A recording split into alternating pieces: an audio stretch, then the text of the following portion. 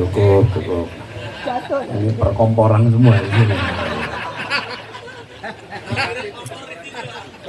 Iya, ini gasnya kuat sekali di sini.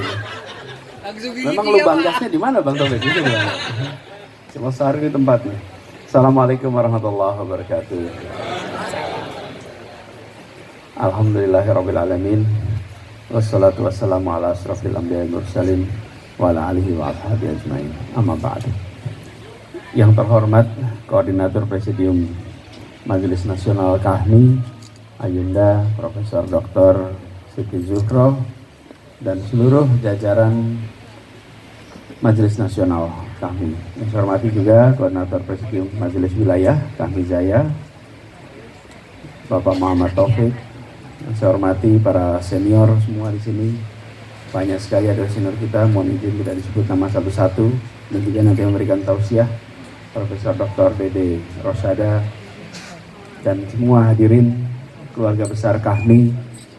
Saya bersyukur bisa hadir kembali di sini. Kita rasanya memang seperti saya bilang 2 hari yang lalu bahwa 2 hari yang lalu ya kita halal bihalal di balai kota ya, bahwa KAHMI ini selama musim bulan Ramadan dan Syawal itu musim silaturahmi, ketemu semua.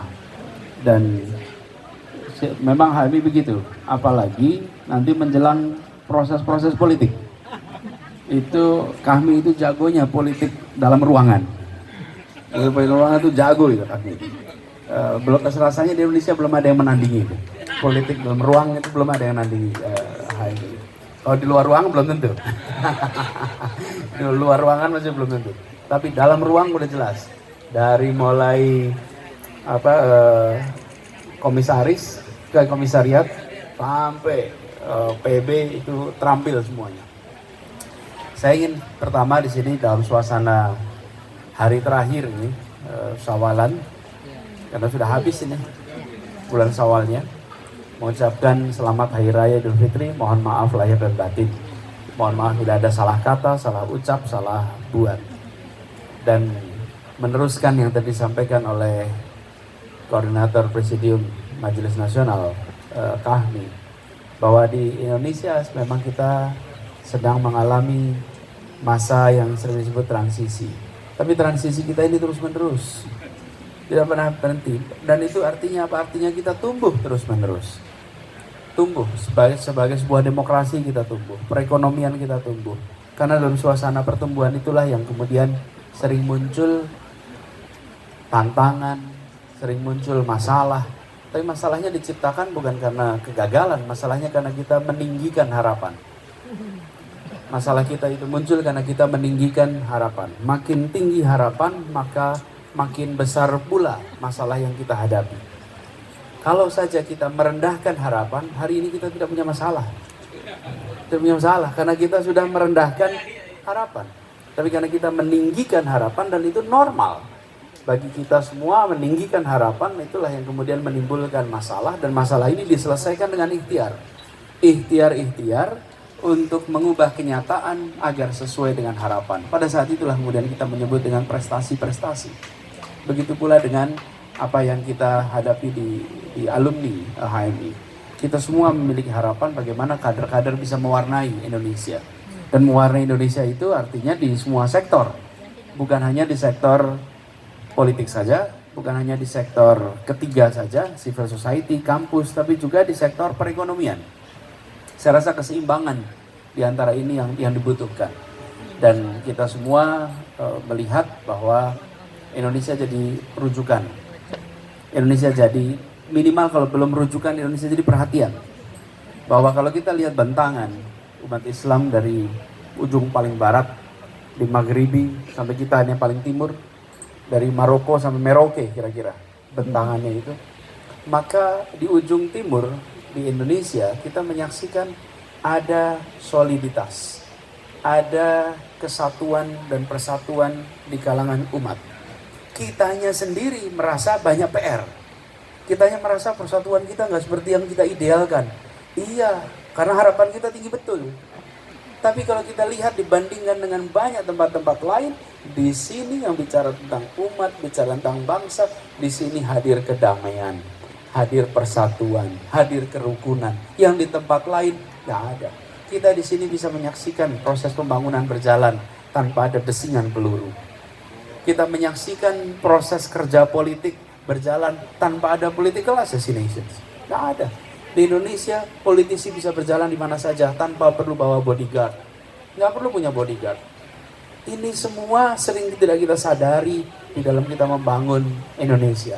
Bahwa kita sebenarnya sudah beberapa langkah di depan dibandingkan bangsa-bangsa lain yang beragama jauh. Dan ini harus kita syukuri. Kenapa harus kita syukuri? Supaya kita tidak terus-menerus pesimis. Karena seringkali karena kita bekerja berdasarkan harapan. Harapan kita itu tinggi. Karena harapan tinggi, kenyataan masih belum sampai, kita selalu merasanya gagal terus. Padahal kalau kita bandingkan dengan tempat lain, beda sekali. Termasuk ketika ada diskursus tentang toleransi dan lain-lain. Menurut saya ingin garis bawahi di dunia ini keberagaman itu bukan barang baru. Bukan barang baru, karena itu tidak perlu dibesar-besarkan tentang keberagaman itu. Kebinekaan dikampanyekan itu agak aneh sebetulnya. Karena kebinekaan itu fakta. Kebinekaan itu bawaan lahir. Bawaan lahir. Yang diperjuangkan itu bukan kebinekaan, tapi persatuan. Itu hasil ikhtiar. Persatuan itu hasil usaha. Kalau keberagaman itu bawaan kita semua. Dilahirkan dengan berbeda suku, berbeda etnis, berbeda agama, itu fakta. Tapi kalau bersatu, itu adalah hasil ikhtiar. Republik ini mempesona, bukan karena keberagamannya saja, tapi karena persatuan. Persatuan. Lihat India. Lihat India. India, woi luar biasa. Indonesia kalah kebinekaannya. Lihat negara muslim mana, mayoritas muslim mana yang lebih bineka dari Indonesia? Afghanistan. Afghanistan itu negeri dengan jumlah etnik lebih banyak daripada Indonesia. Dan tetangga kita nomor 3, Papua New Guinea. Papua New Guinea itu lebih bineka daripada kita dari sisi suku budaya, suku bangsa. Baru Indonesia, di Asia itu kita nomor 4. Karena itu kita tidak perlu terlalu mengagungkan seakan kita luar biasa bineka. Yang hebat dari kita adalah di sini ada persatuan. Itu yang mempesona dunia. Dan itu harus kita tunjukkan. Dan persatuan itu hadir bukan tiba-tiba. Persatuan itu hadir ada lemnya. Ada glue-nya, ada lemnya. Yang membuat ini terjadi. Satu ini termasuk acara yang kita selenggarakan hari ini. Disebut dengan halal bihalal. Halal bihalal tidak ditemukan tempat lain. Kalau punya masalah, punya konflik, disimpan, selesaikan nanti bulan Syawal. Itu tempat lain gak ketemu. Beda partai, ngomong keras di media, saling sabet sana sini. Selama itu, begitu sampai Syawal, itu seperti kita punya ruang untuk berbicara mohon maaf lahir batin tanpa ada kendala psikologis apapun bagi yang meminta maaf ataupun yang memberikan maaf. Itu nampaknya kecil. Nampaknya kecil, kita menganggap ini biasa aja. Sama seperti glue yang kedua. Adalah bahasa. Bahasa ini kita anggap enteng. Alhamdulillah sekarang HMI itu adalah salah satu organisasi yang kadernya paling bineka. Tapi ketika berkumpul, HMI tak pernah pakai penterjemah. Gak pernah. Mau dari Sinjai, mau dari Palembang, mau dari Banjar, mau dari Makassar. Kenapa? Karena para pendiri Republik dulu menyepakati sebuah satu bahasa bersama. Ini kita anggap kecil. Kalau ibu sekalian datang ke India, di sana apa bahasa persatuannya? Datang ke DPR, mereka bisa menggunakan bahasa Inggris, bisa menggunakan bahasa Hindi, dan bisa menggunakan bahasa daerahnya. Apa yang terjadi? Bila saya mewakili sebuah daerah dan saya tidak menggunakan bahasa daerah, saya dianggap kurang aspiratif. Misalnya Bang Egy dari Sunda, ketika jadi dewan nggak pakai bahasa Sunda, orang Sunda bilang, ente mewakilin siapa? Mana karakteristik Anda? Yang dari Jawa begitu. Republik ini hilang itu semua. Kita sekarang mewarisi dan we take it for granted. Seakan-akan ini ada begitu saja. Tidak. Zaman waktu itu diperlukan pemberani untuk melakukan itu. Bayangkan kalau kita perwakilan Jong Java, pulang kampung, ditanya sama orang kampung, kenapa diterima bahasa orang seberang sana? Kenapa bukan bahasa kita? Apa mau jawabnya? Anda mewakili siapa dalam perjuangan itu? Coba berangkat kongres, nggak memperjuangkan aspirasi dari cabangnya. Coba pulang kampung gimana tuh? pulang kampung, nggak diongkosin masih mending, nggak diterima lagi tuh di kos-kosannya. Reshuffle. Teman-teman, ini pemberani mereka. Menurut saya ini yang seringkali kita lupakan, betapa persatuan yang kita ada hari ini itu sebuah rahmat warisan yang luar biasa. Karena itu bagian dari kita, bagian mengingatkan semua. Ini harus dijaga sama-sama. Dan saya rasa ada satu karakter Indonesia yang sulit ditemukan tempat lain. Kita memiliki kemampuan untuk mengetahui ambang batas di mana sebuah pertikaian, persengketaan tidak boleh diteruskan.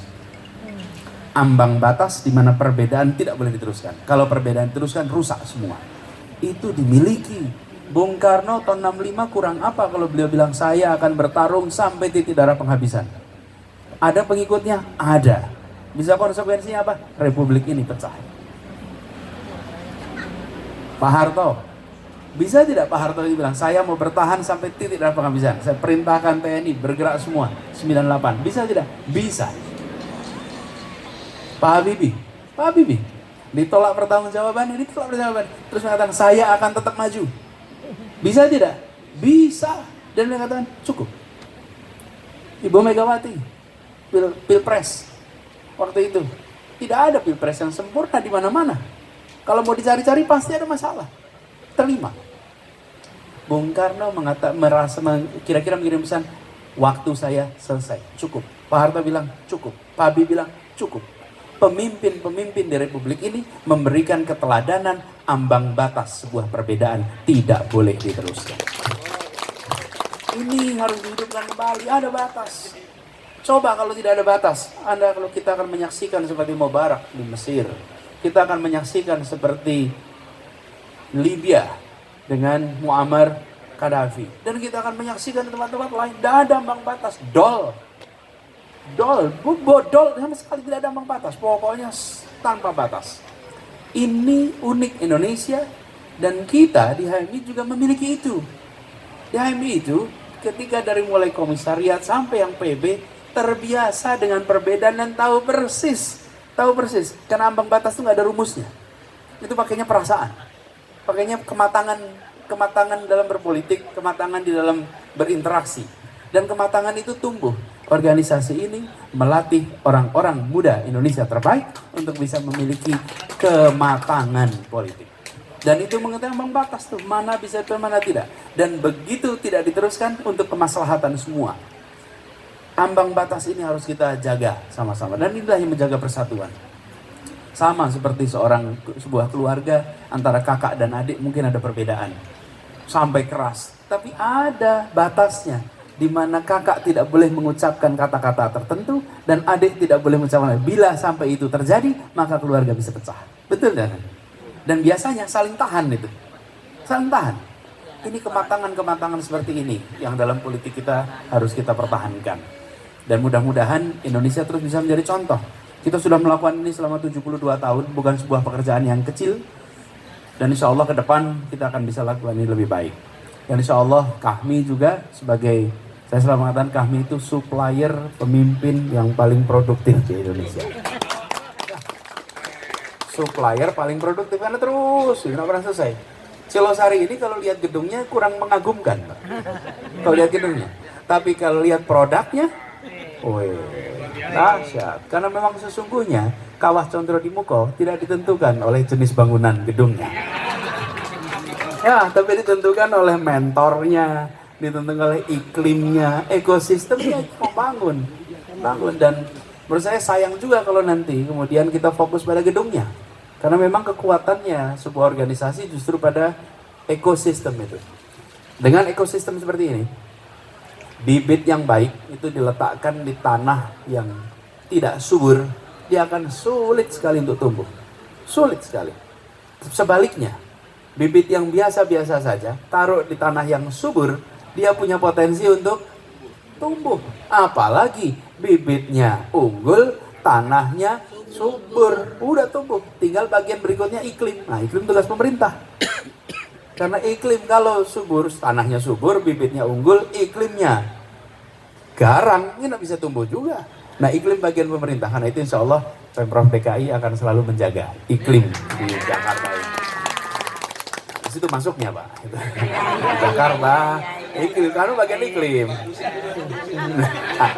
Makanya saya bilang dari awal, jangan cepet-cepet. Karena yang menentukan bukan bagusnya gedung. Udah tahu tuh nanti agendanya ke sana nanti kan. Jadi justru kekuatan itu jangan sampai justru kita loyo. Kenapa? Karena fokus kita pada, saya kadang-kadang sering memperhatikan.